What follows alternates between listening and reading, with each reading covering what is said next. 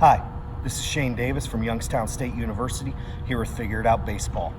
Today we're going to be talking a little bit about our windup and maximizing our energy towards the plate. If you remember from my videos dealing with balance points and separation, either the balance point drill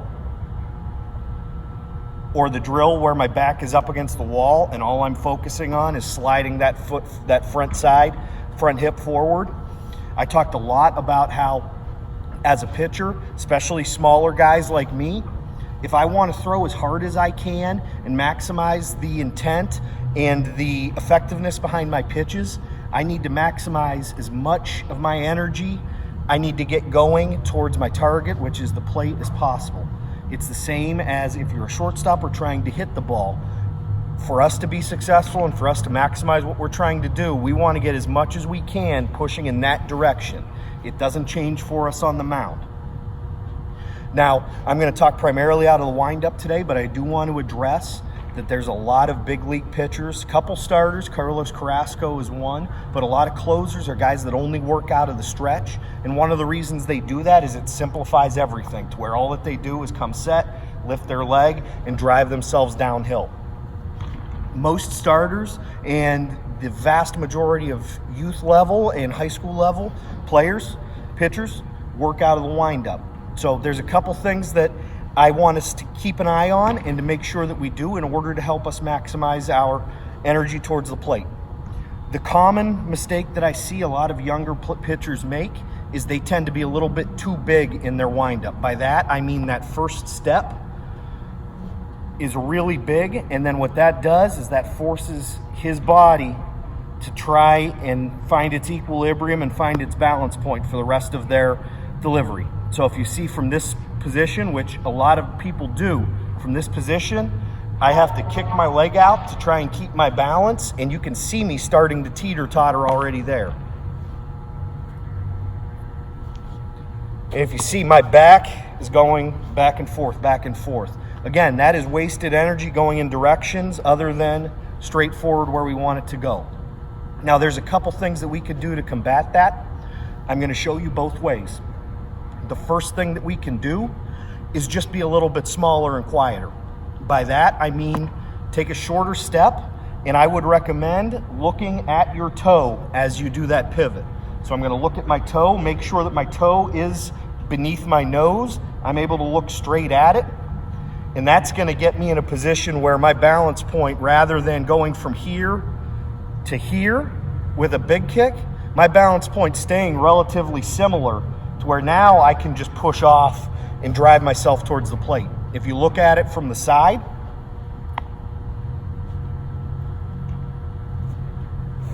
all of my energy, as soon as I get to this point, starts to drive myself forward. Now, you're going to see a lot of similarities between that action, the one I'm going to show you, and our walking wind, which we talked about in my catch play videos. In the walking wind, if you remember, it's a step and pivot and throw. Looking at it from the side, watch how my hips are continuously moving forward. Step, pivot, and throw. Now, with this balance point, I'm not moving forward the whole time, but once I begin to move forward, my body's just continuously going to follow my hips.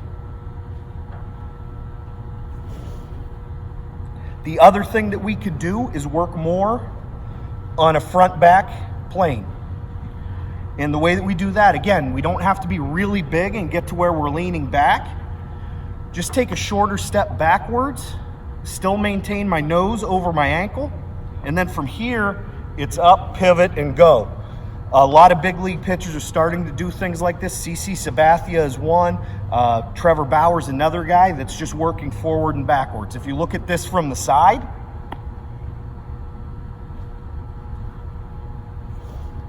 that's what it looks like. And if you notice with this, after I get this pivot working back, from this point on, my hips are going to gradually be moving towards my target, going through the entire motion. You'll see the similarities between this and the walking wind, which is why we do walking wind in our catch play.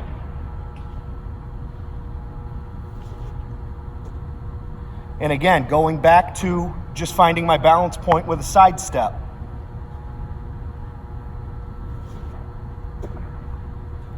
Those are in opposition to the bigger leg kick. And again, I want you to pay attention to my hip movement in all three of these. First, the wrong way, the big loud way.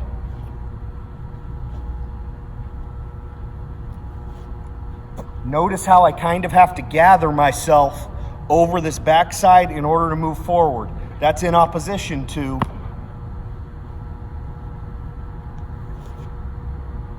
as soon as my body gets to here, I'm able to push myself forward because I don't have to expend energy trying to find a balance point.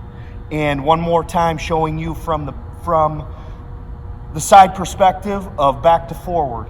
Straight back, hips, everything moving forward, continuous motion. Again, a body in motion tends to stay in motion. We don't want to force ourselves to stop unless we have to. Once I start this delivery, I'm committed to going to the plate.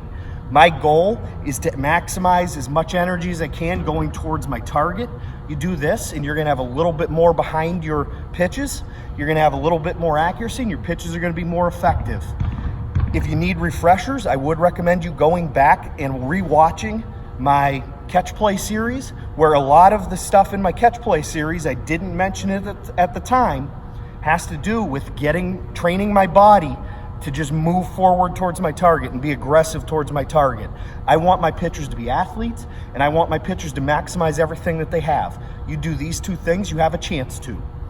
This is Shane Davis from Youngstown State University here with Figure It Out Baseball. Thanks for joining me today. Look forward to seeing you again.